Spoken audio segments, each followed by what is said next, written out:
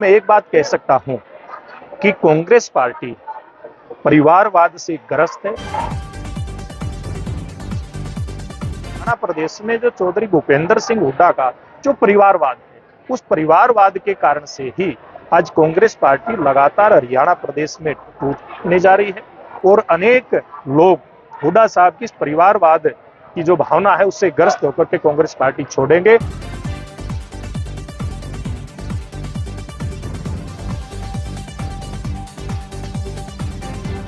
देखिए, आज अंतर्राष्ट्रीय योग दिवस, 10वां अंतर्राष्ट्रीय योग दिवस। हम सब लोगों के सौभाग्य की बात है कि देश के माननीय प्रधानमंत्री नरेंद्र मोदी जी के अथक प्रयासों के कारण से आज ये देश ही नहीं, पूरी दुनिया और केवल धरती नहीं बल्कि नभ, थल और जल, इन तीनों जगह पे इस प्रकार के योग के कार्यक्रम आयोजित किए जा रहे हैं और इनको देख करके हर भारतवासी, चाहे वो भारत में रहता है चाहे दुनिया किसी कोने में रहता है, और वो हर व्यक्ति जो दुनिया के अंदर सुख, शांति और समृद्धि चाहता है, बड़े गर्व की अनुभूति होती है उसको। और मैं और हम सब लोग मिल करके देश के प्रधानमंत्री नरेंद्र मोदी जी के लिए इस बात के लिए नरेंद्र मोदी जी को बहुत बहुत बधाई देते हैं, बहुत साधुवाद देते हैं कि जिन्होंने योग को विश्व पटल पर पहचान दिलाने का काम किया और 21 जून को विश्व योग दिवस घोषित करवाने का काम किया। आप द्वारा भी योग दिवस किया गया, योगा किया गया जी, ऐसा महसूस कर रहे हैं? देखिए, योग करके तो हर आदमी को आनंद की अनुभूति होती है। कोई भी व्यक्ति योग करता है, चाहे इस योग दिवस के माध्यम से इस अवसर पे किया हो या वैसे भी अपने जीवन में करता है। देखिए, योग अपने आप को भी और दुनिया को भी जोड़ने का काम करता है। योग दुनिया के अंदर सबसे बड़ी और उत्तम ऐसी विधा है जो न केवल शरीर, मन, बुद्धि, आत्मा को परमात्मा से जोड़ने का काम करता है बल्कि मानव को मानव से भी जोड़ने का काम करता है। तो आज तो आनंद की अनुभूति होनी थी। देश के प्रधानमंत्री नरेंद्र मोदी जी ने 10 साल पहले योग को एक विश्व पहचान दी है, आप इसके बारे में क्या कहेंगे?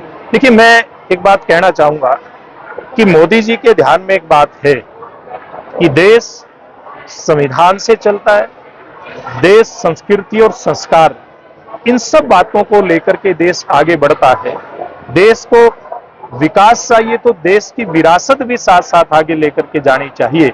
इन मंत्रों को लेकर के देश के प्रधानमंत्री आगे बढ़ते हैं और इसीलिए एक तरफ जहां देश के प्रधानमंत्री हम लोग देखते हैं कि जहां वो रेलवे का नेटवर्क लगातार बढ़ाने का काम कर रहे हैं, रोड का नेटवर्क बढ़ाने का काम कर रहे हैं, एयरपोर्ट का नेटवर्क बढ़ाने का काम कर रहे हैं, हर तरह की कनेक्टिविटी के ऊपर जोर देकर के देश का आधारभूत ढांचा मजबूत कर रहे हैं। दूसरी तरफ नालंदा जैसे शिक्षा के बड़े केंद्र जिनको जला दिया गया था, जिनको नष्ट करने का प्रयास किया गया था आक्रांताओं के द्वारा, उनको पुनर्जीवित करके दुनिया के सामने हमारा गौरवशाली इतिहास रखने का काम करते हैं। दूसरी तरफ नरेंद्र मोदी जी इस देश से धारा 370 और 35 ए वो खत्म करने का काम करते हैं।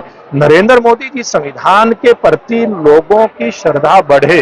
बाबा साहेब भीमराव अंबेडकर जहां उन्होंने जन्म लिया महू के अंदर, जहां उन्होंने शिक्षा ली लंदन के अंदर, जहां उन्होंने दीक्षा ली नागपुर के अंदर, जहां दिल्ली में उन्होंने अंतिम सांस ली और जहां मुंबई में उन्होंने उनका अंतिम संस्कार हुआ, ऐसे 5 स्थानों को एक तीर्थ के रूप में विकसित करने का काम करते हैं। इस प्रकार का देश को प्रधानमंत्री मिला है और इन 10 सालों में नरेंद्र मोदी जी ने संविधान, संस्कृति और संस्कार, विकास और विरासत, इनको साथ लेकर के देश को आगे बढ़ाने का काम किया है। और आज इसीलिए नरेंद्र मोदी जी तीसरी बार, यह रिकॉर्ड की बात है, 1962 के बाद 62 सालों के बाद एक ऐसा संयोग आया है कि कोई प्रधानमंत्री तीसरी बार जनता का आशीर्वाद प्राप्त करके देश का प्रधानमंत्री बना।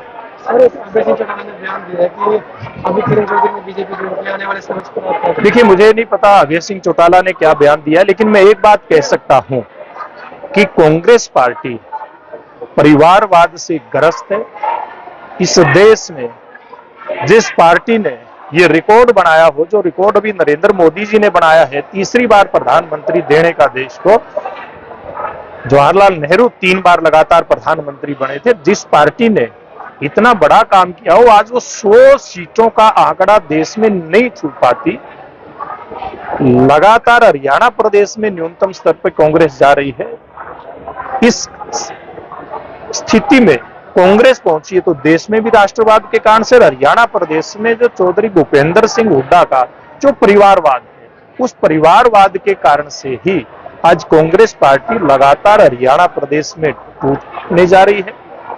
और भविष्य में भी, जैसे कल परसों किरण चौधरी जी भारतीय जनता पार्टी में आई हैं, उससे पहले भी कई नेता आए हैं, नवीन जिंदल जी जैसे बड़े नेता भारतीय जनता पार्टी में आए, कुलदीप जी जैसे लोग भारतीय जनता पार्टी में आए, और अनेक लोग हुड्डा साहब की इस परिवारवाद की जो भावना है उससे ग्रस्त होकर के कांग्रेस पार्टी छोड़ेंगे, और निश्चित रूप से हरियाणा की जनता एक बार फिर से भारतीय जनता पार्टी को आशीर्वाद देगी। विधानसभा चुनाव जो है नजदीक आ गए हैं, अब क्या लगता है कि आने वाले समय में भाजपा का क्या रहेगा? देखिए, भारतीय जनता पार्टी को हरियाणा की जनता, जैसे देश की जनता ने नरेंद्र मोदी जी को आशीर्वाद दिया है, वही हरियाणा में भी हरियाणा की जनता भारतीय जनता पार्टी को आशीर्वाद देने वाली है, क्योंकि हमारी सरकार ने हरियाणा प्रदेश के अंदर जो एक पारदर्शी शासन व्यवस्था दी है, इससे आमजन खुश है। जन कल्याण की योजनाओं में जो जो चीजें बाधा बनती थी, उन सब बाधाओं को समाप्त करके जन कल्याण की योजनाओं का लाभ गरीब आदमी तक पहुंचे, ये हमारी सरकार ने सुनिश्चित किया है।